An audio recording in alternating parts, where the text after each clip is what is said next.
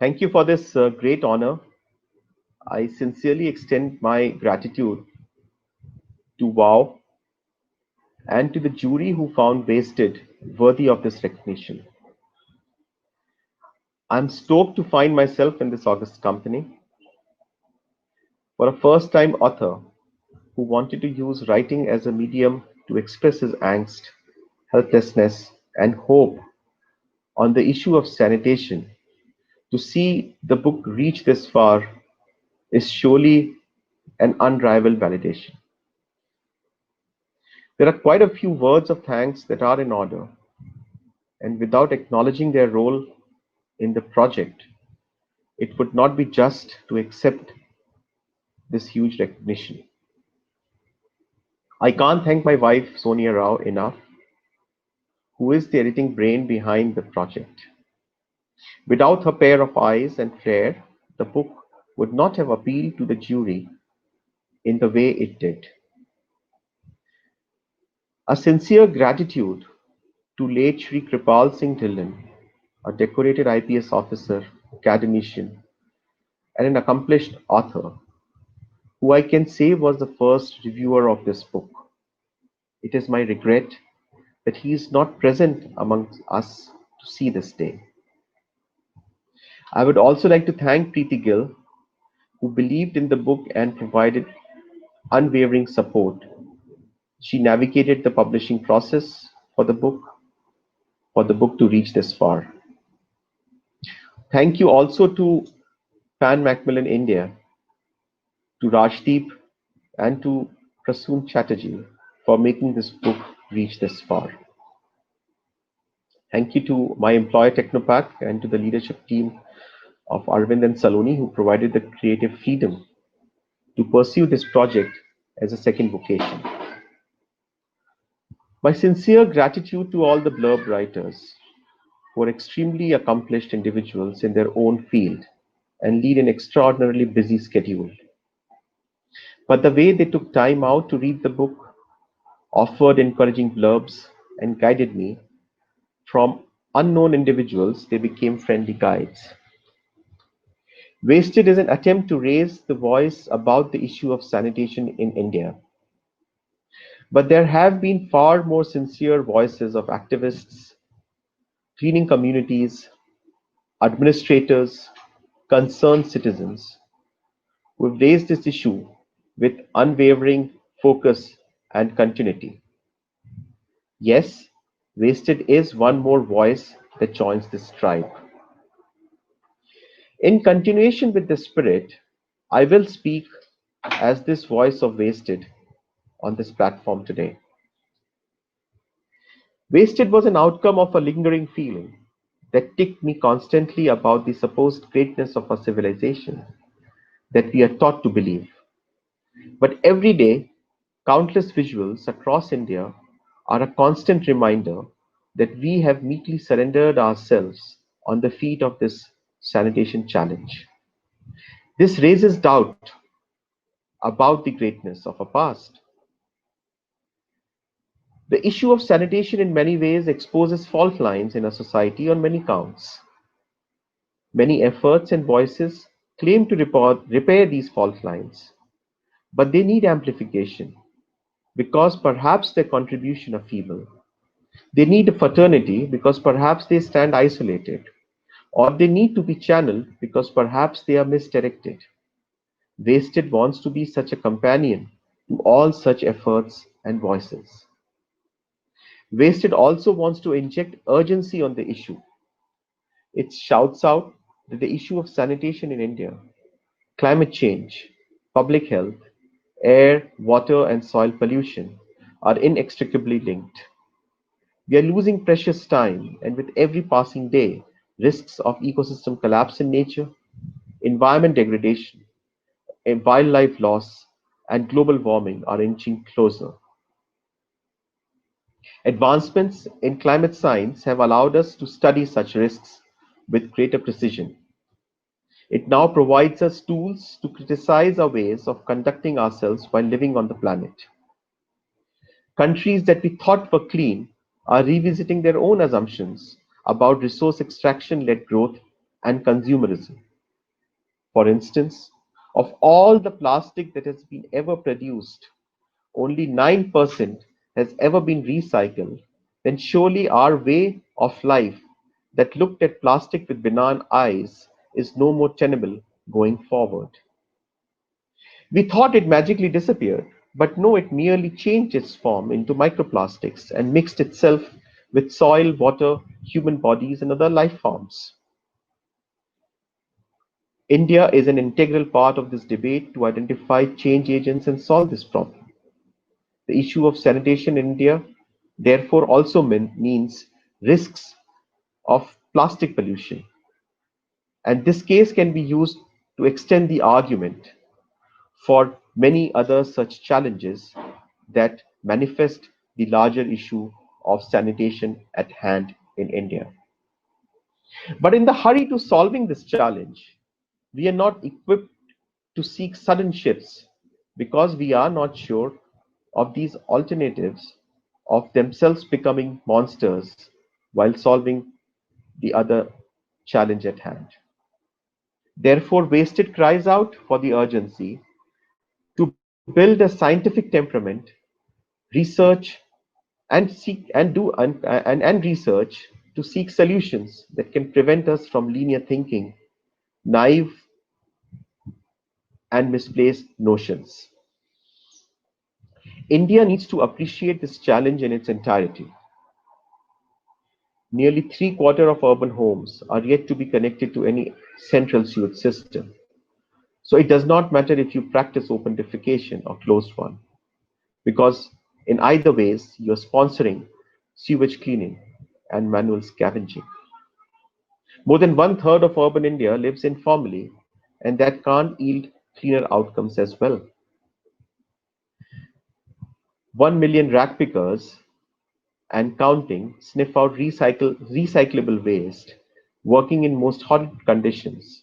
But we can't seem to appreciate the virtue of tying up the economic value of the generated waste as a tool of social development to uplift this community.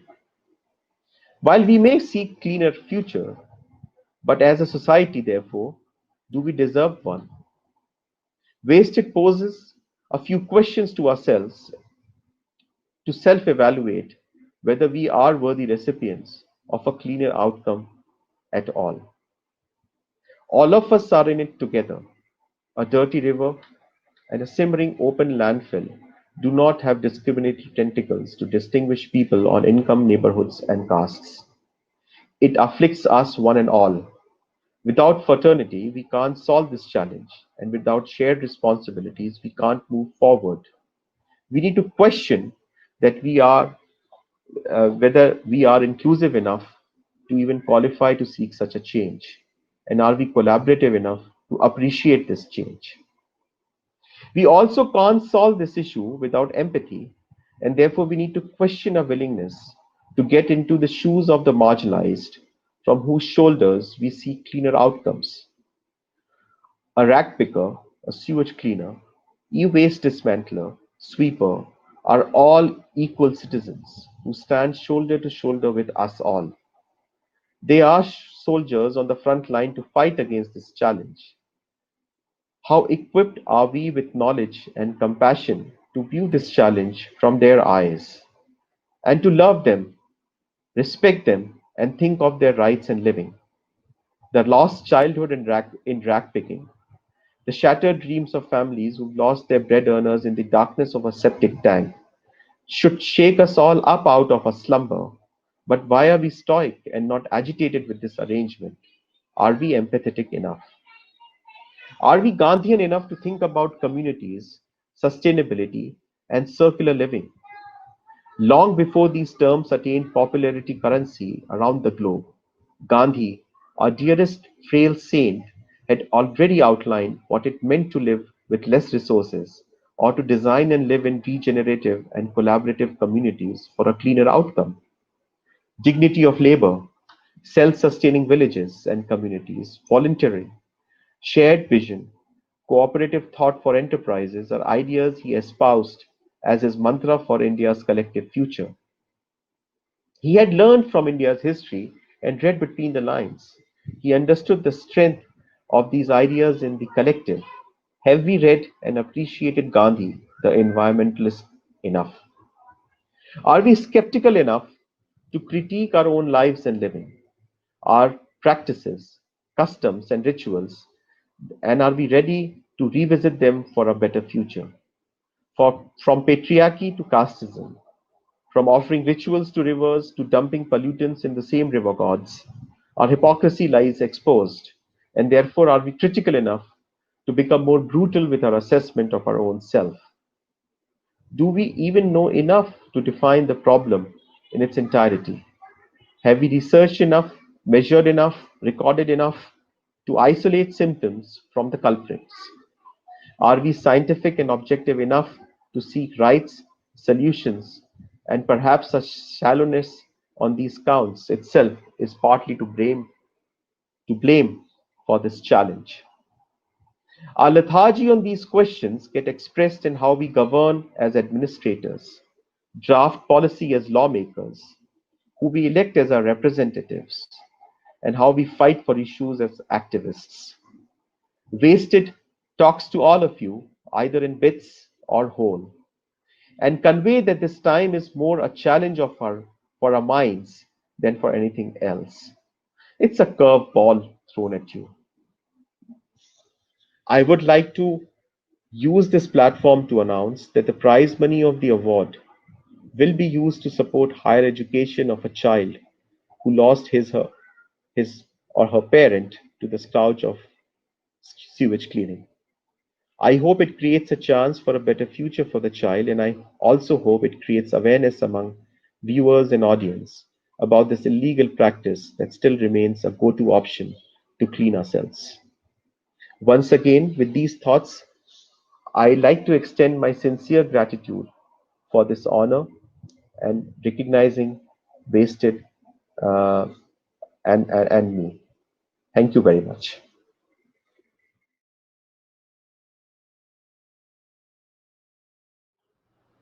Valley of words के प्रति धन्यवाद ज्ञापित करता हूं। साहित्य को संवर्धित करने,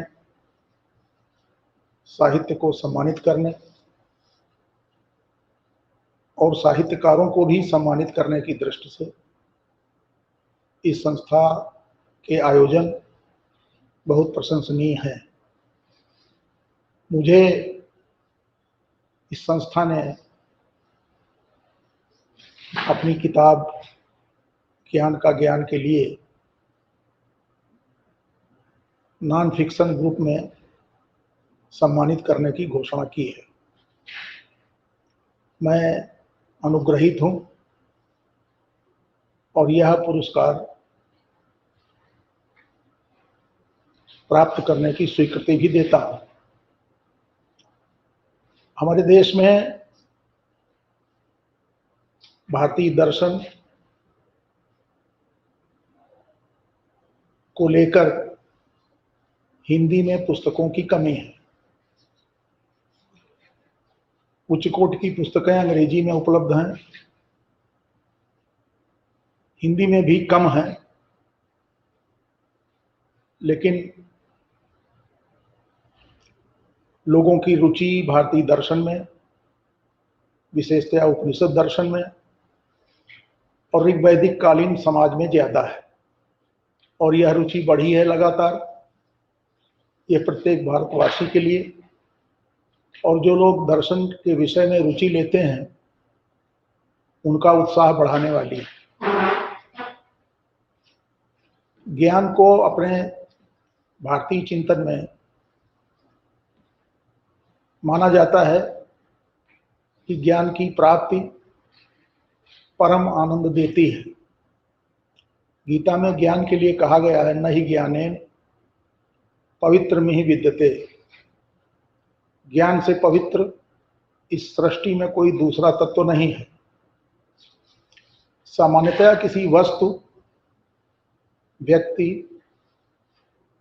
अथवा रूप के प्रति हमारे मन में उस वस्तु या व्यक्ति को देखकर जो संवेदन उठते हैं उन्हें ही ज्ञान कहा जाता है। अर्थात ज्ञानी और वस्तु का आमना सामना, और ज्ञानी उस वस्तु को समझने की कोशिश करता है। इसलिए हमने अपनी पुस्तक में ज्ञान को भी समझने की कोशिश की है। उपनिषद दर्शन सारी दुनिया में लोकप्रिय है भारत का, उसमें भी सबसे पुरानी उपनिषद है ईशावास्य उपनिषद। यह है यजुर्वेद का अंतिम अध्याय है, 40वां अध्याय। यह उपनिषद पढ़ते समय मुझे बहुत पहले एक सुंदर अनुभूति हुई थी। माना जाता था, कभी माना जाता रहा होगा, अभी भी कुछ इसकी ध्वनियां मिलती हैं कि सांसारिक ज्ञान बेकार है और सांसारिक या मेटाफिजिकल ज्ञान ही श्रेष्ठ है। लेकिन ईशावास्योपनिषद के ऋषि ने बहुत सुंदर ढंग से कहा कि जो लोग सांसारिक ज्ञान या अविद्या में रुचि रखते हैं, अविद्या में ही रुचि रखते हैं, उनके बारे में ऋषि कहता है कि हमने सुना है कि सांसारिक ज्ञान में ही रुचि रखने वाले लोग अंधतम लोकों में जाते हैं। तो फिर उसने ऋषि ने आगे कहा है कि लेकिन जो सांसारिक ज्ञान और परासांसारिक पराभौतिक ज्ञान, इन दोनों की उपासना करते हैं, दोनों की जानकारी रखते हैं, वह सांसारिक ज्ञान के माध्यम से संसार के कष्ट पार कर जाते हैं और परासांसारिक ज्ञान के माध्यम से परम सत्य को उपलब्ध होते हैं। अर्थात यहाँ पर दोनों ज्ञान की शाखाओं की प्रशंसा की गई है, दोनों में कोई अंतर विरोध नहीं है, दोनों को जीवन के लिए उपयोगी बताया गया है। ये बात सबको अच्छी लगेगी कि संसार का ज्ञान, भौतिकी का ज्ञान, अर्थशास्त्र का ज्ञान, राजनीति का ज्ञान, तकनीकी का ज्ञान और तमाम विधाओं में सिद्धहस्त होने का ज्ञान माना जाता था कि ये तो बेकार है और परमात्मा का ज्ञान ही ठीक है।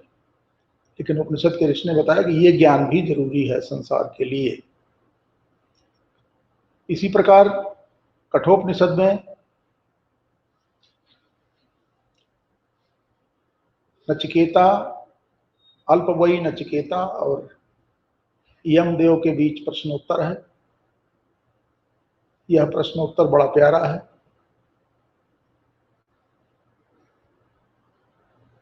इस प्रश्नोत्तर में कई तत्वों की बातें हैं। नचिकेता ने सवाल उठाया है कि मरने के बाद क्या होता है। कठोपनिषद में इस प्रश्न को लेकर बहुत सुंदर व्याख्या है और यम ने यह भी कहा है कि यह प्रश्न बड़ा कठिन है, बहुत पहले से इस पर संशय था और है। इसी प्रकार ओम, ये भारतीय चिंतन का बहुत प्रमुख विषय है। ओम की व्याख्या करने वाली उपनिषद है मांडूक्य और जीवन जगत से जुड़े तमाम प्रश्नों के उत्तर से सजी हुई उपनिषद है प्रश्नोपनिषद। ये चार उपनिषदें मुझे बहुत प्यारी थीं और हैं। इनको और ज्ञान मीमांसा को लेकर हमने ज्ञान का ज्ञान पुस्तक लिखी है। हमारी कोशिश रही कि भौतिकवाद की दृष्टि को भी इसमें समाहित किया जाए और दार्शनिक यथार्थवाद, प्रत्यक्ष भौतिकवाद, इस दृष्टिकोण सहित चारों उपनिषदों के प्रत्येक मंत्र का, श्लोक का हमने भाष्य करने की कोशिश की है और इसी पुस्तक को words of valley of words ने सम्मानित किया है। मैं इस सम्मान के लिए संस्था के प्रति अनुग्रह व्यक्त करता हूं। और उम्मीद करता हूं कि इस प्रकार की पुस्तकें सरल भाषा में लोगों को भारतीय दर्शन से परिचित कराने वाली होती हैं। ऐसी पुस्तकों का प्रचार प्रसार और होना चाहिए। आज भारत के सामने सारी दुनिया का तनाव है और भारत का राष्ट्र जीवन बहुत प्राचीन काल से ही विश्व को एक परिवार जानता रहा है। उस परिवार के समग्र हित के लिए, विश्व परिवार के समग्र हित के लिए भारतीय दर्शन, उपनिषद दर्शन, उसकी अपनी उपयोगिता है, उसके ज्ञान की उपयोगिता है। और इस दृष्टि से वैदिक और उपनिषद दर्शन को सारी दुनिया में ले जाने की भी आवश्यकता है। मैं विनम्र राजनीतिक कार्यकर्ता हूं। मैंने ऋग्वेद के समाज पर एक पुस्तक लिखी है, इसी प्रकाशन से प्रकाशित हुई है, वाणी प्रकाशन से, जिससे ज्ञान का ज्ञान हुई। अथर्ववेद के समाज पर भी हमने पुस्तक लिखी है। हमारा उद्देश्य आम जनों को साधारण बोलचाल की भाषा में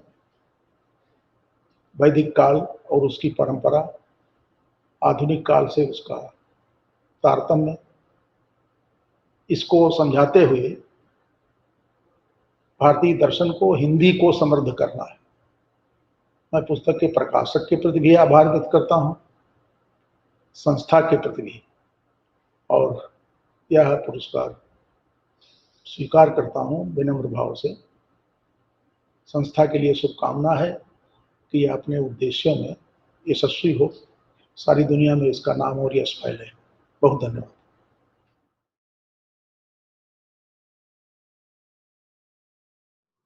Hello. 2020. What a strange year, huh?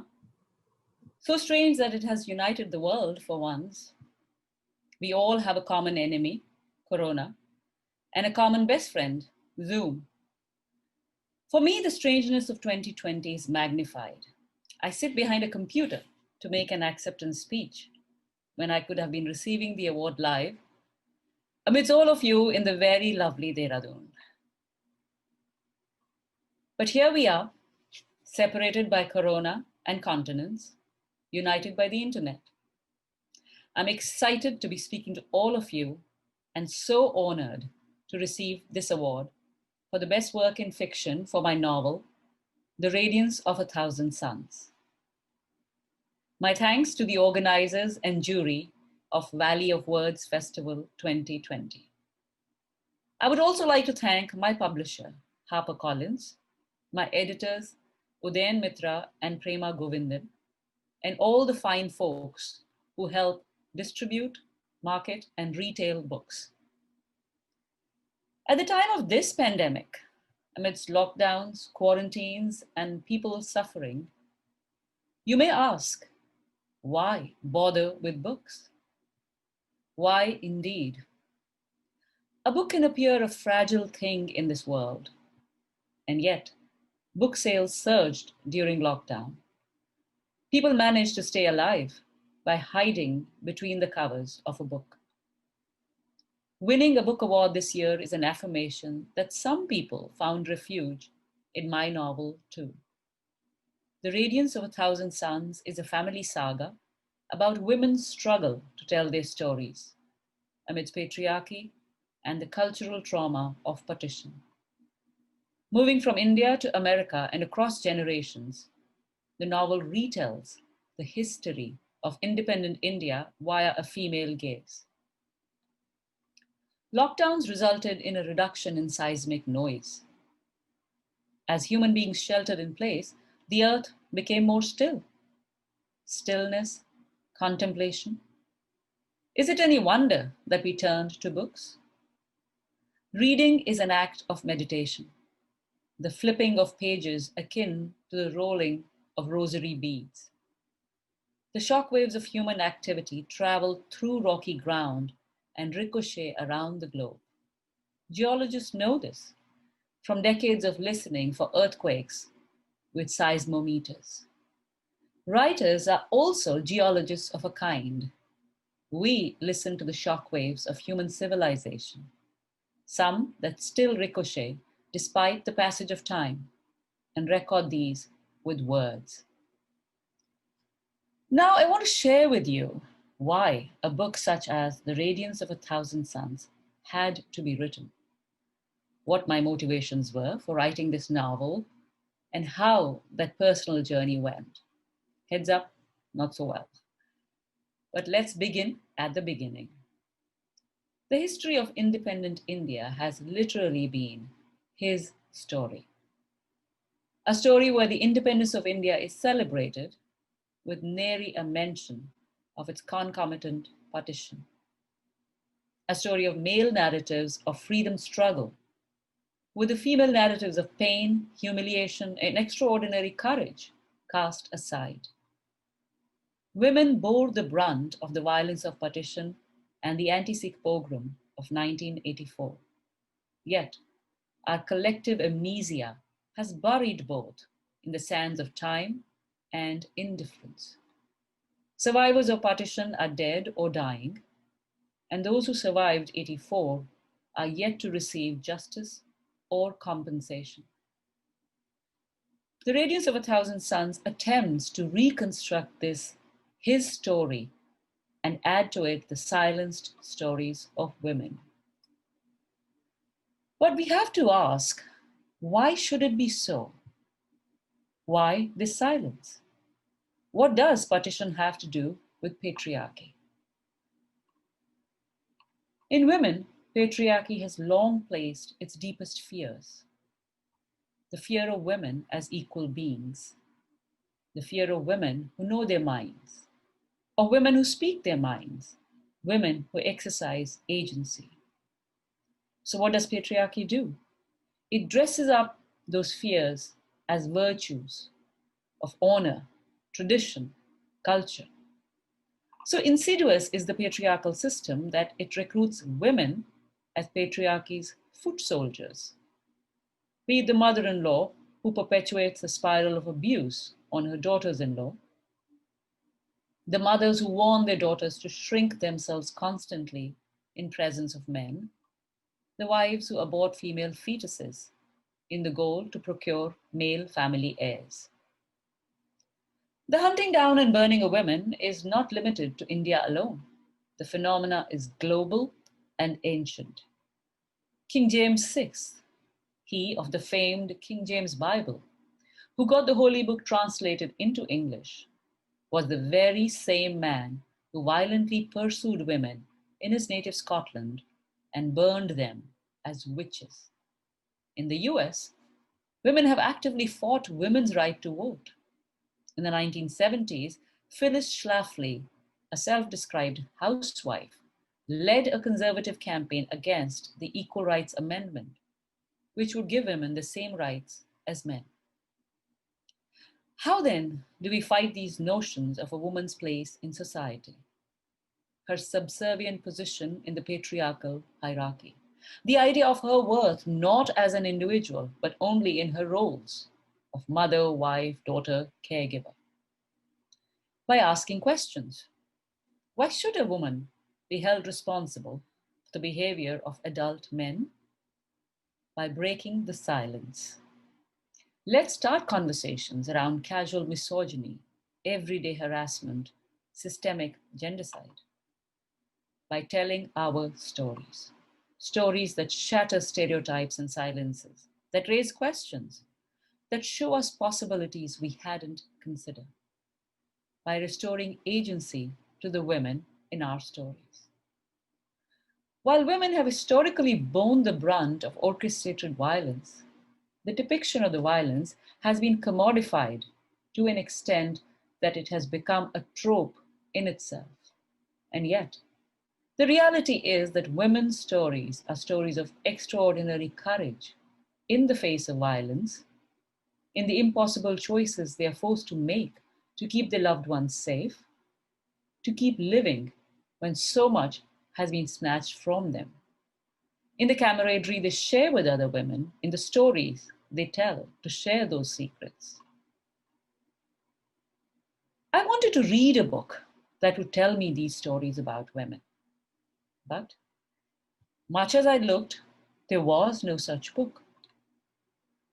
Toni Morrison's quote came to me: if there's a book that you want to read, but it hasn't been written yet, why, then you must write it. Okay, I said, realizing that I was uniquely positioned to tell this story. My hometown of Firozpur stands Janus-faced on the Indo-Pak border.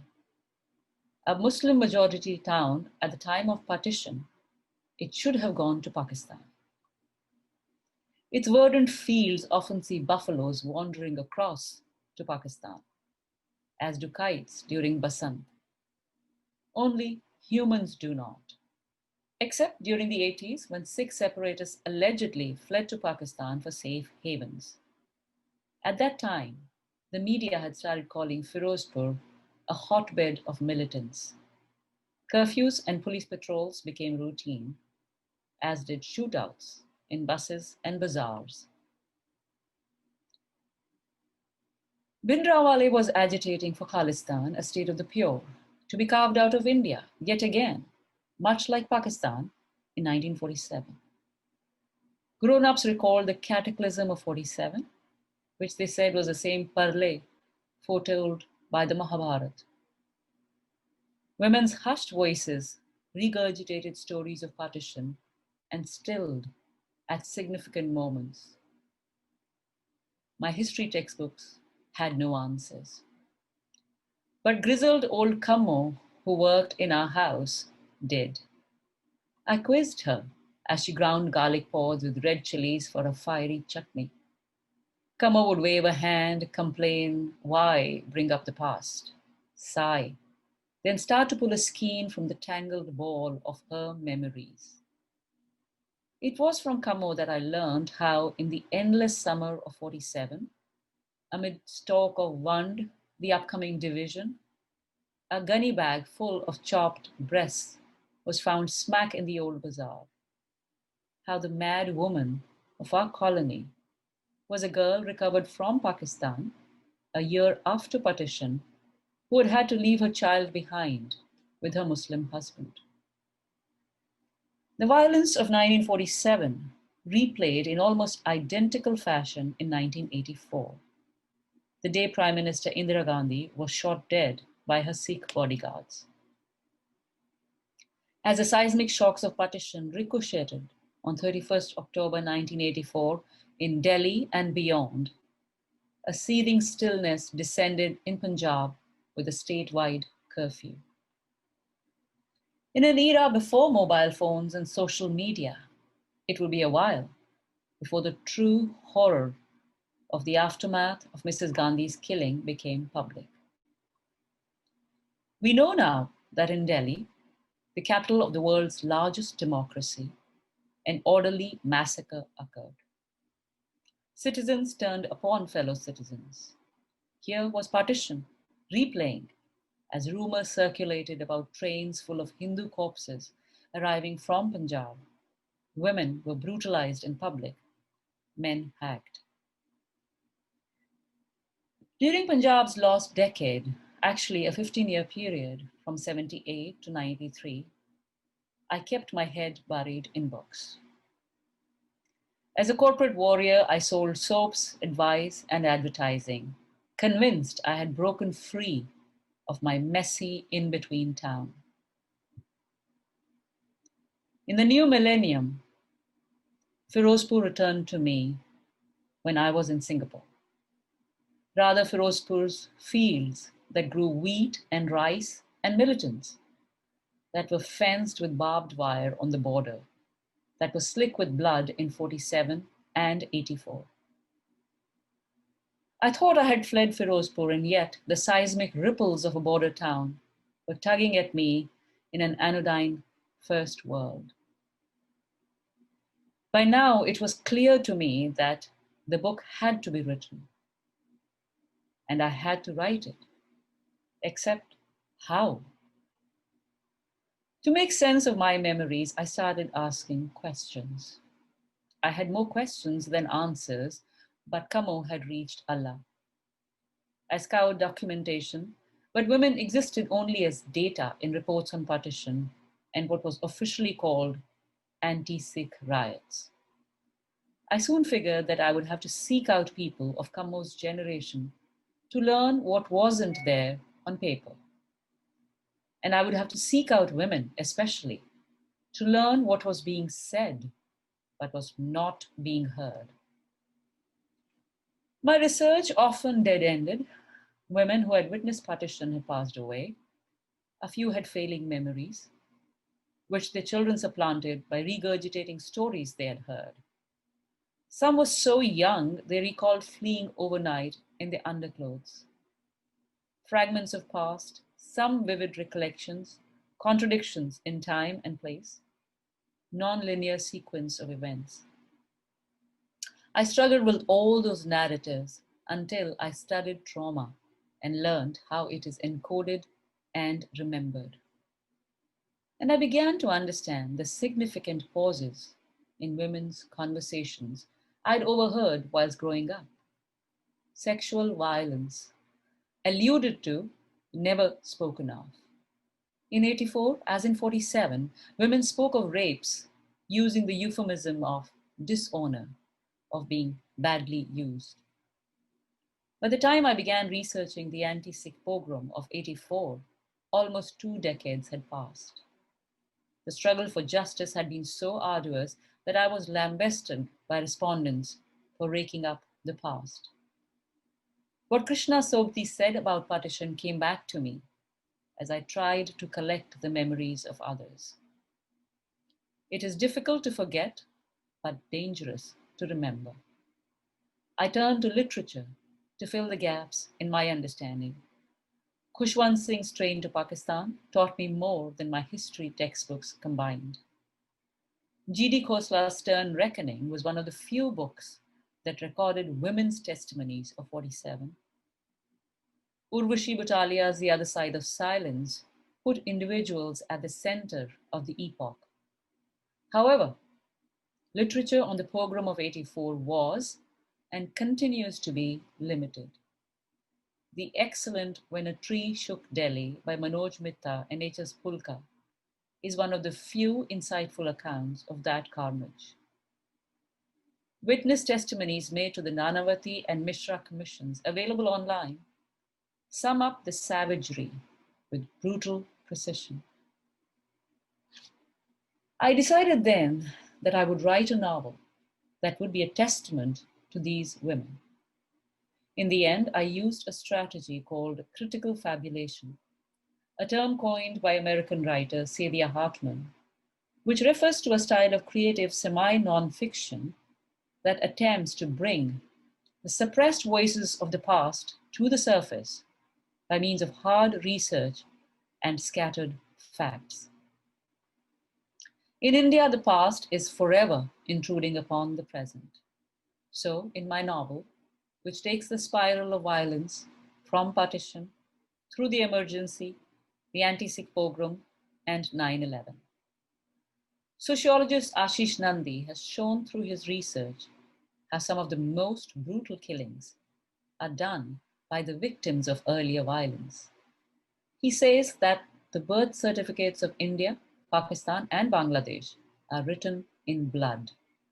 As a result, the dead are uninvited guests at every gathering. So it is with these dead that I populated my novel, The Radiance of a Thousand Suns. In the writing of this book, it was important to me how I structure the book as well to reflect the theme of trauma. When I conceived my novel, it was clear to me that this narrative would be women's to tell, which I did, through a female cast that was formidable, feisty, fearless. And I used the Mahabharata, India's foundational epic, as a leitmotif through the narrative. Draupadi was publicly shamed in order to shame her husbands, and this template of male violence has been copied for 2 millennia. In 47 and 84, men made women's bodies their battlefields. In Radiance, I restore Draupadi to her original form of a woman with agency, a woman unafraid to ask questions or display her anger. Despite being half the world, women are its largest minority. Meanwhile, we are a society riven by a seemingly unending spiral of violence. The only way to break this chakravyuh is to open up to the stories of women and fold them into our national and social history. As Nikki, my novel's protagonist, tells her daughter, as long as there were stories to tell, there was a way to connect. Thank you.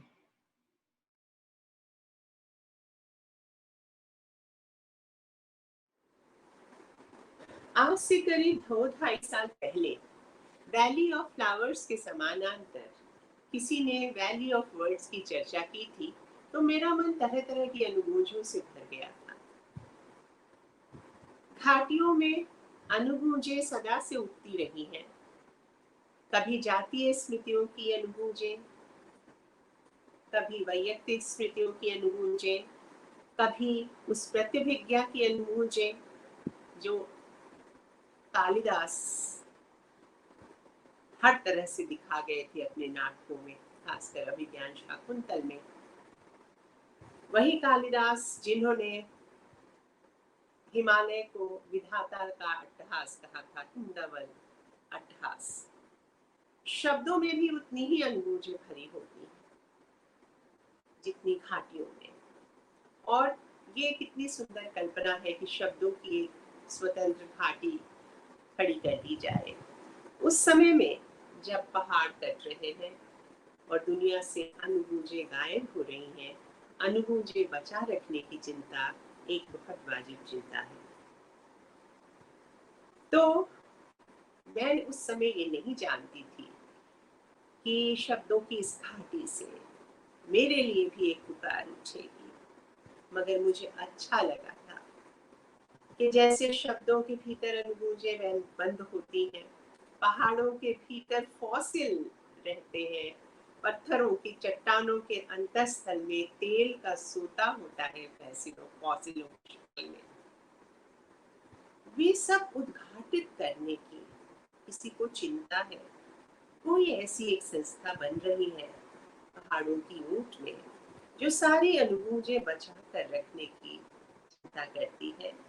साहित्य भी दरअसल इन्हीं अनुगूंजों के संरक्षण की चिंता में लगातार डूबा रहता है। अब पुकार जो आई तो मेरा मन विह्वल हुआ। मुझे अपने ही पिता की गीत की एक पंक्ति याद आई, कोई मुझे पुकार रहा है, जाना होगा, जाना होगा। अब ये उनकी आरंभिक कविता है और पापा की ये आदत थी, हालांकि वो बहुत कम दिन रहे, सिर्फ 20 बरस 22 बरस तक मैं उनके साथ रह पाई, मगर जितने दिन रही वही मुझे थपकियां देकर सुनाते रहे। मुझे भी भैया को भी। और हर समय रात को थपकियां देते समय उनके ओठों पर या तो अपने गीत की कोई पंक्ति होती थी या किसी और के गीत की, या विश्व साहित्य का कोई मुखड़ा, कोई अच्छा सा प्रसंग, प्रेरक प्रसंग या कोई और मार्मिक बात। जैसे रोते हुए हमारी आंख से आंसू टपकता है तो होठों पर आके ठहर जाता है, उसी तरह हमारे कान, जब हम छोटे छोटे थे, हमारे कान से पापा की उचारी हुई वे ध्वनियां, वे गीत, वे प्रसंग, वे किस्से, विश्व साहित्य से के चुनिंदा किस्से हमारे कानों से उभर जाते थे और कहीं हमारे भीतर अंतस्थल पर रुक जाते थे। से मेरे भीतर एक प्यास चल गई कि कोई पुकार है जो धरती के अंदर स्तर पर लगातार उठ रही है। हमें सिर्फ अपने कान खड़ा कानों की तरह सजग रखने हैं। उस पुकार में बहुत सारे संकेत छुपे हैं। अब मैं अपने बचपन की गलियों की बात करूं तो उन गलियों में कबाड़ी भी पुकारता हुआ गुजर जाता है तो उसकी पुकार लगता है किसी और लोग की पुकार है, कोई पुकार रहा है। और मेरे बचपन में तो मलाई बर्फ वाले, चूड़ी वाले, मनिहारे ने, साड़ी का पोर वाले, कितनी तरह के लोग गलियों से गुजरते थे और बहुत आत्मीय ढंग से ऐसे पुकारते थे जैसे कृष्ण की बांसुरी गोपिकाओं को पुकारती होती। और सब स्त्रियां जैसे पैरों में पंख लगा के उधर दौड़ जाती थी। हमारे समय में, हमारी पीढ़ी में पुकार अनदेखी भी, अनसुनी भी की जा सकती है। किसी का दुख अनदेखा भी किया जा सकता है। ये किसी को नहीं सूझता था सहजा। अब आप इंटरनेट के जमाने में पैदा हुए लोग जो हैं, उन्हें तो सहज एक प्रशिक्षण मिल जाता है पुकारे नजरअंदाज करने का या अनसुनी करने का, क्योंकि उनके पास पुकारे प्री रिकॉर्डेड संदेशों की तरफ, विज्ञापन कंपनियों की तरफ से आती है। उसमें कोई हार्दिकता नहीं होती, क्योंकि वो दिल से उठती हुई आवाज नहीं होती। तो संदेशों का रोमांच झड़ गया है, पुकारों का रोमांच झड़ गया है, और जो बात दिल से नहीं उठती वो दिल तक नहीं पहुंचती। तो अब पुकारें बस साहित्य में सुरक्षित है या ऐसी संस्थाओं में जो अनुगूंजे बचा रखने की कोशिश में लगातार लगी हैं, जैसे आपका वैली ऑफ वर्ड्स। अब मानुष गंध कितनी जरूरी चीज है और मानुष का संबंध अपने आसपास बिखरे पशु जगत और वनस्पति जगत से कितना गहरा है, ये भी एक नई तरह का अंतर्जाल है। कोई कहीं भी दुखी होगा तो पूरा अंतर्जाल जो है वो स्पंदित हो जाएगा। ये जो आपस में जुड़े रहने के, सूक्ष्म तरंगों से जुड़े रहने का जज्बा है, ये ही हमें एक सूत्र किए रहता है। मुझे जब रात के 1:30 बजे ये चिट्ठी मिली, ये पुकार मिली वैली ऑफ वर्ड्स की, ये विश्वास जताया गया कि मैं जो हूँ वो कहीं गलत पते की चिट्ठी की तरह कहीं अटकी थी। मेरी चिट्ठियाँ कहीं पहुँच नहीं रही थी, वो कहीं पहुँची है। किसी दरवाजे पे दस्तक दी है उन्होंने, किसी हृदय में दस्तक दी है, किसी ने मेरी पुकार सुनी और उसके बदले में मुझे पुकारा है कि उसी भाव से पुकारा है जैसे पुरानी वो फिल्म में जो एक गाना था, साथी हाथ बढ़ाना साथी ने, उसी भाव से पुकारा है। और मुझे अच्छा इसलिए लगा कि सहकारिता, एक हंसमुख सहकारिता हमारे जीवन का मूल दर्शन होना ही चाहिए। मुझे ये हमेशा से लगता रहा है कि गिराकट सफलता का स्थानापन्न हंसमुख सहकारिता ही हो सकती है। इस तरह की उदार हृदय संस्थाएं और हमारे जैसे मजदूर, जो साहित्य के मजदूर हैं, जो एक नई तरह की इमारत, एक नई तरह का संसार बनाने का सपना लिए इधर उधर अपनी कुदालें चलाते फिर रहे हैं कि धरती की छाती से पानी निकाल सकें। जल तत्व की बहुत कमी हो गई है, हमारे भीतर भी हमारे बाहर भी। तो हम कलम से दरअसल कुदाल का ही काम कर रहे हैं कि धरती के अंदर जो पानी बचा है उसे हम सबके लिए उद्घाटित कर सकें। और सबके दिल से दिल तक राह खींच सके।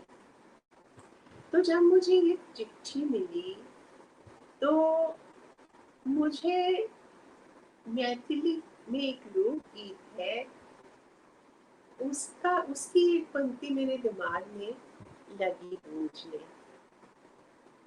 उस लोकगीत में कहा गया है, वो एक बालिका वधू है जो कि अपने पिता के घर निश्चिंत सोई है, हाथ पांव मोड़कर किसी अंधेरे कोने में निश्चिंत सोई है, और अचानक गाजे बाजे के साथ कहती है कि डोली ले जाने वाले, पालकी ले जाने वाले दरवाजे पे कैसे खड़े हो गए। तो वो कहती है, सूतल छलिए बाबा के भवनुआ, अचके में आयल कहार। मैं तो निश्चिंत सोई थी अपने पिता के आंगन में, ये कहाँ से कहार आ गया, ये कहाँ से गाजा बाजा आ गया, ये किसने मुझे पुकार लिया। ये तो अचानक ही अचकचाहट की जो ये बात है, वो मेरे भीतर एक मिस्टिकल इंक्वायरी जैसी जगा जाती है कई बार। और मैं सच कहूँ कि मैं चकित ही आश्चर्य में होकर उधर देखती रही, ये कैसे चिट्ठी ये पहुंची, मेरी कहाँ पहुंची। और उसके बाद मैं लगातार सोचती रही कि कैसी नींद है जो किसी खून में लगा है।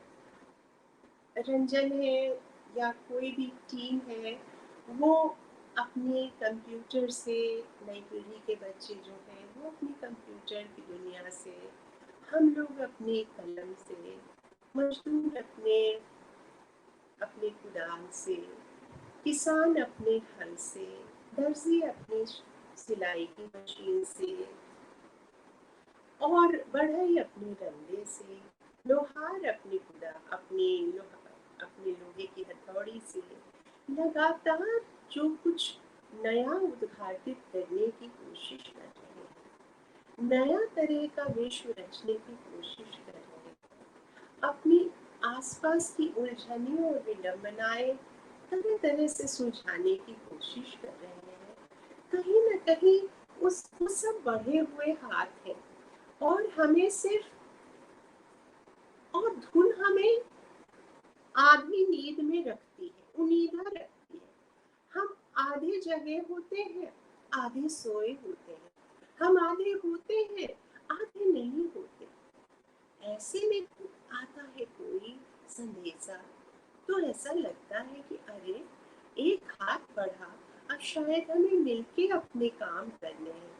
ये एक मिस्टिकल पुकार है जो हमें आज तक, जो हम सपना लिए चल रहे थे, एकला चलो रे भाव से चल रहे थे, जो भी हम चाह रहे थे कि मीरा के प्रेम बेल की तरह वर्गों की, वर्णों की, धर्मों की, ये जो कटीली बाड़े हैं, वो लांघती हुई मीरा की प्रेम बेल बढ़े, और अब उसमें आनंद फल लगे। कैसे समाज का विकास हो जो समता और सहिष्णुता और सामरस्य से एकदम देदीप्यमान हो, जहाँ सब एक चटाई पर बैठे हों, एक अलाव के आसपास बैठे हों, जोई सोई कछु भावे भाव से, गावे भाव से कुछ भी बोलते हो, तुम कोलाहल कलह में हृदय की बात कहने का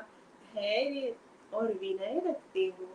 ऐसी ऐसी दुनिया जिसमें सबके भीतर जो भी अंतर्निहित संभावनाएं हैं वो पूरी तरह विकसित हो जाए, अलग अलग तरह के फूल खिल जाए सबके भीतर, सबके बाहर। ये जो कहते हैं ना योग में, हठ योग में, कि हम सब के भीतर कई पंखुड़ियों वाले कमल हैं, वो संभावनाओं के कमल हैं। किसी के 4, किसी के 5, किसी के 6 पेटल्स हैं, वो जागने के लिए मतलब है, वो बुद्धत्व के बीज उनमें है, वो चटकने वाले हैं। बस थोड़ा सा हम उनमें पानी डालें, थोड़ा सा उनको हम संवार दें, जैसे माली वो तो कीचड़ में भी खिल ही जाएंगे, मगर थोड़ा सा उनको थोड़ी सी अनुकूल हवा, थोड़ी सी अच्छी रोशनी दे दें, जो हमने ओजोन लेयर में छेद कर दिया है अपने अनाचारों से, वो धीमे धीमे उसकी जो कड़ी धूप हो गई है वो मध्यम हो जाए, और और भीतर की संभावनाएं खुले। हमारे भीतर की संभावनाएं जो मुकुलित होंगी तो तभी होंगी जब हम अपने सामने वाले के भीतर की संभावनाएं चटकाने के लिए तन मन धन से, पंच प्राणों से लग जाएंगे। ये एक बहुत छोटी सी बात है कि पापा भी कहते थे कि it's empowerment is a mystical process. ये आप दूसरे का करेंगे तभी अपना होगा। आपके पंच प्राण तभी जगेंगे जब आप सामने वाले के पंच प्राण, उनकी संभावनाएं जगाने के लिए, उनके भीतर हरियाली भरने के लिए अपने भीतर का जल तत्व अर्पित करेंगे। ये बहुत सामान्य सी बात है। क्योंकि इंटरनेट है ये दुनिया भी, हमारी वनस्पति जगत, हमारा पशु जगत, हमारी अपना एक मनुष्य दूसरे मनुष्य से बृहद अंतरजाल की तरह ही जुड़ा है।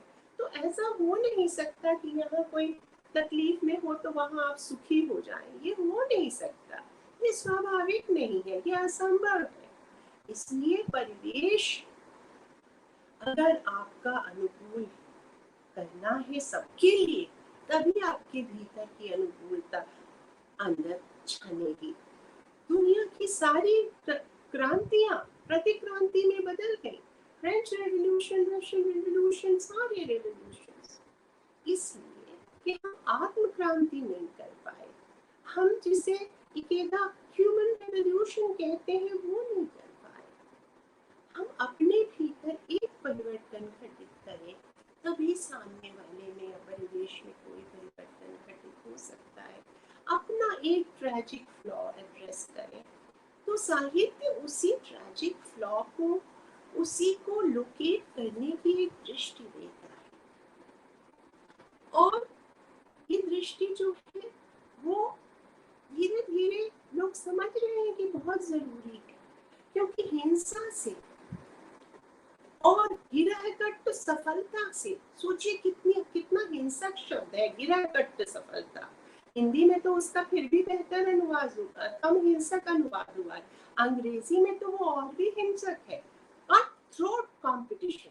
हिंदी वाले बेचारे दयालु होते, तो उन्होंने गला कट को ना कह के गिरह कट कर, चलो गिरह कट जाए तो कट जाए ठग, लेकिन गला नहीं काटते। फिर भी स्पर्धा, रैट रेस, अगर जीत भी गए तो क्या मूषक राजी रहेंगे?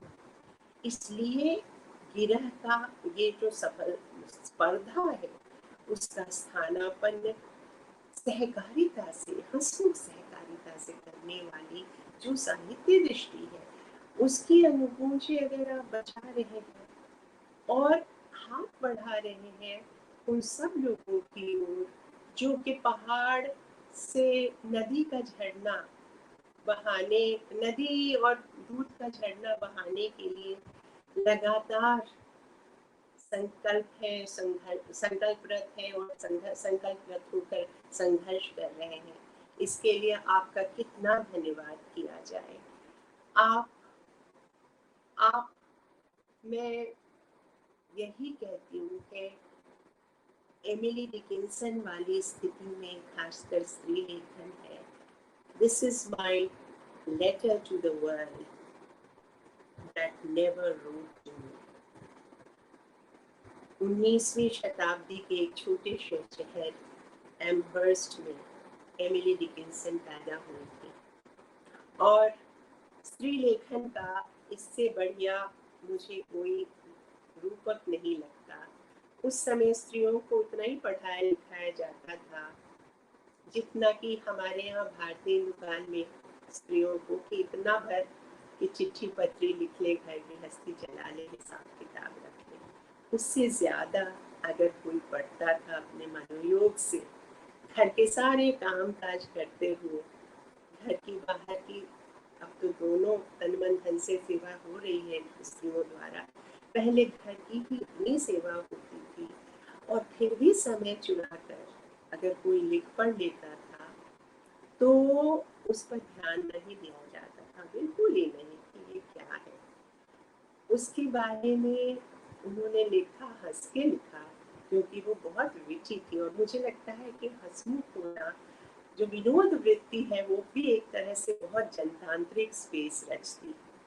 वो सारे पदानुक्रम तोड़ देती है। इसलिए स्त्रियां अब नींद भरी दुख की बदली नहीं होकर थोड़ा सा भ्रमर गीत वाले, सूरदास के भ्रमर गीत वाले तेवर में बात करने लगी हैं, थोड़े व्यंग्य में, थोड़े हास्य में, ताकि आपके भीतर का जल तत्व उद्घाटित कर सकें।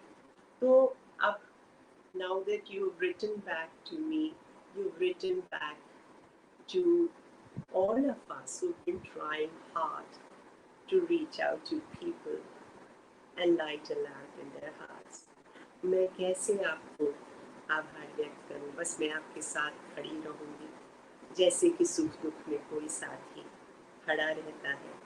और जितने भी अच्छे अभियान होंगे इस दुनिया में, गरीबी, तानाशाही और भेदभाव की संरचनाएं तोड़ने के जितने भी संकल्प होंगे आपके, उसमें मैं आपके साथ लगातार खड़ी रहूंगी।